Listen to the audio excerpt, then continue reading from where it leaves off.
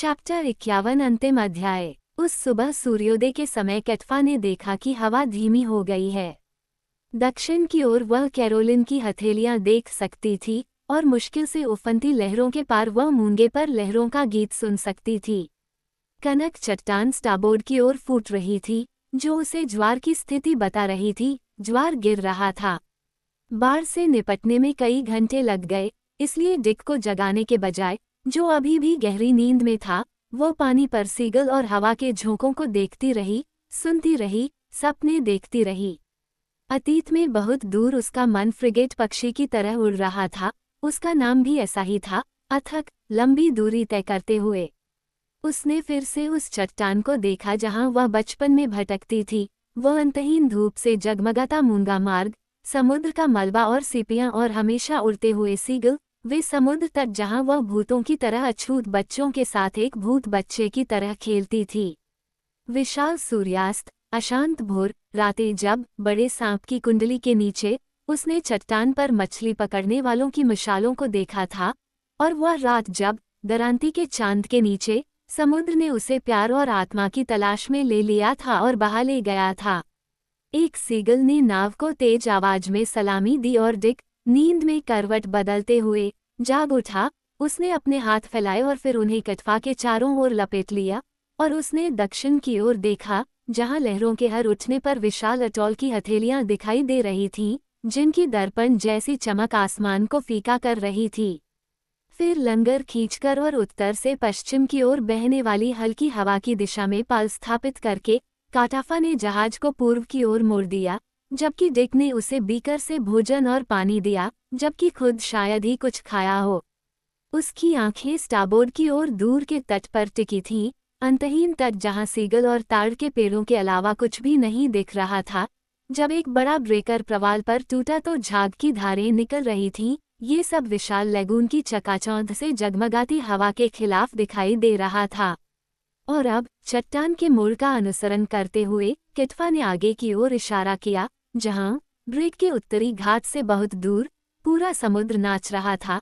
जब बहता हुआ पानी धारा से मिल रहा था, आखिरी ज्वार नदी की तरह बह रहा था। झाग उछल रहा था, उल्लासित, नीले के खिलाफ हरा, हरे के खिलाफ सफेद, और सभी के ऊपर सीगल चक्कर लगा रहे थे और चिल्ला रहे थे और गोते लगा रहे थे और हवा में बह रहे थे जैसे सूरज की लपटों पर अशांत आत्माएं।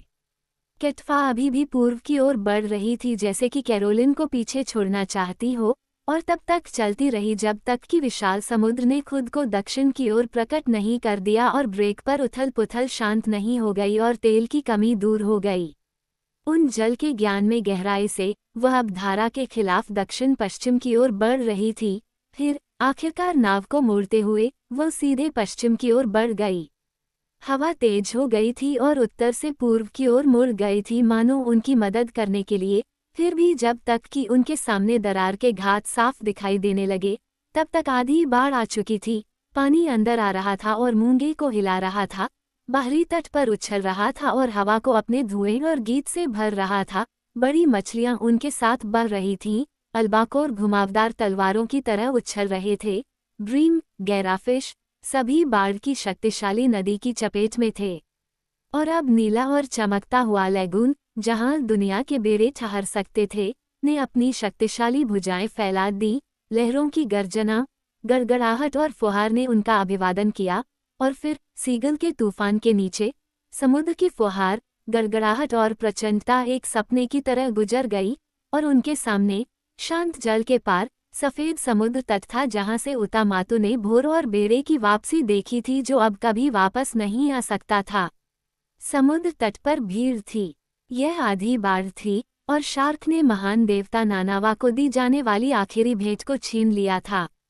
समुद्र तट की ओर बढ़ते हुए कैटफा ने भीड़ के अलावा कुछ नहीं देखा। महिलाएं, बच्चे, लड़के, सभी पानी के किनारे पंक्तिबद्ध, मूक, मुश्किल से एक हरकत के साथ उस नाव को देख रहे थे जो आ रही थी, जैसे कि ओमा के बलिदान के जवाब में आई हो।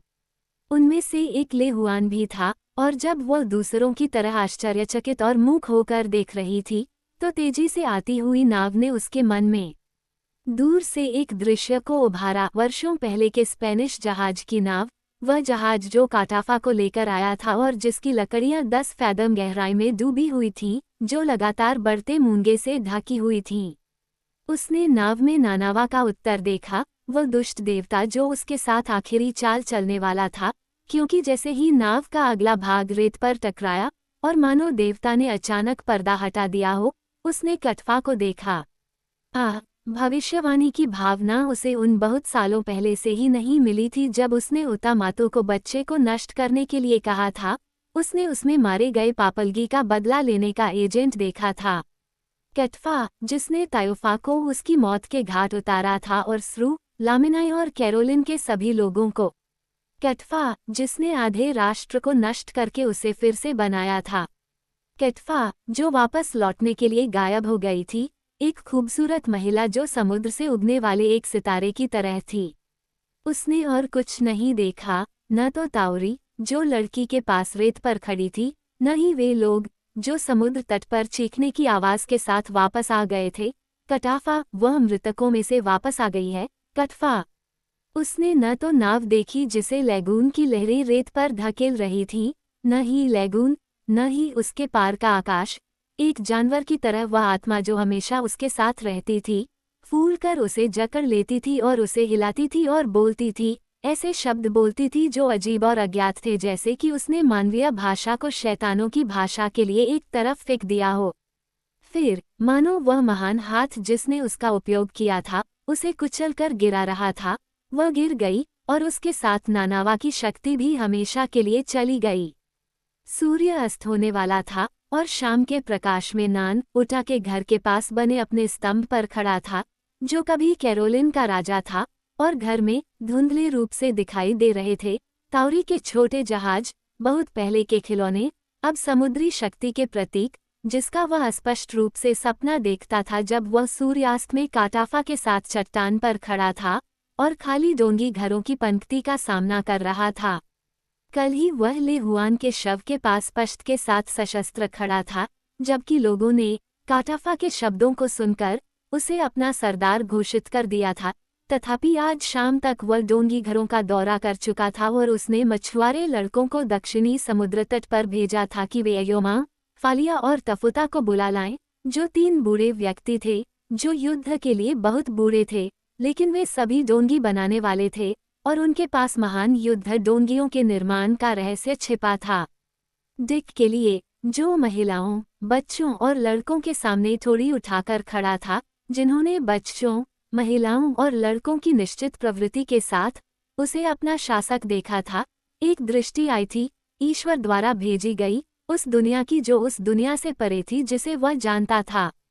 उसने चांदनी में माँ को फिर से देखा था, और लामिनाई का भाला, लाल दाढ़ी वाला आदमी जिसे उसने मार डाला था, और जंगल में पीछा किया गया काली दाढ़ी वाला आदमी, जलता हुआ स्कूना और बंदर आदमी जो अभी भी पाम ट्री के तट पर थे।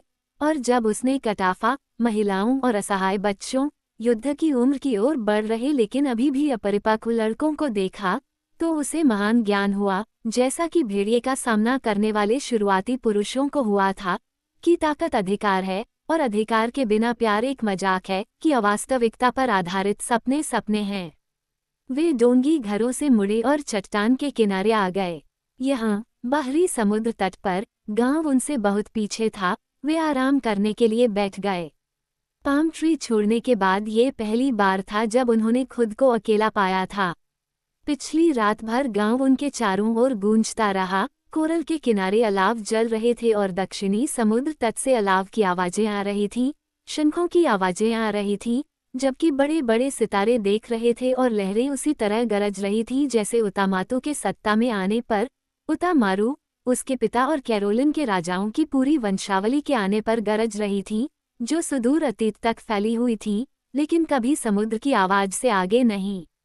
यहाँ वे अंततः अकेले थे, क्षण भर के लिए सारी परेशानियां समाप्त हो चुकी थीं, अतीत तूफानी समुद्र की तरह था, भविष्य छिपा हुआ और अस्पष्ट था, लेकिन महान और प्रतिज्ञाओं की भव्यता से भरा हुआ था।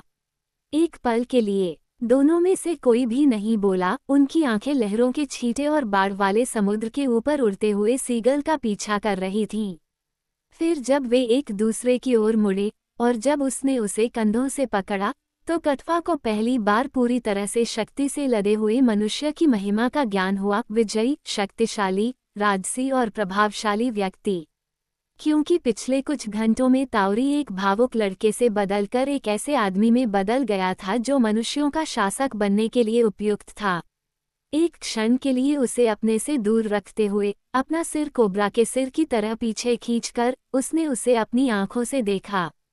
फिर उसने प्रहार किया, उसे अपनी भुजाओं से कुचल दिया, उसके होठों को उसके होठों, उसके गले, उसके स्तनों पर रख दिया, जबकि पूरी तरह से उफनते समुद्र ने अपनी गड़गड़ाहट के साथ मूंगे को हिला दिया और बड़े बड़े गोले बनाकर सीगल स्प्रे की धुंध के ऊपर मंत्रोच्चार करते हुए झूलने लगे।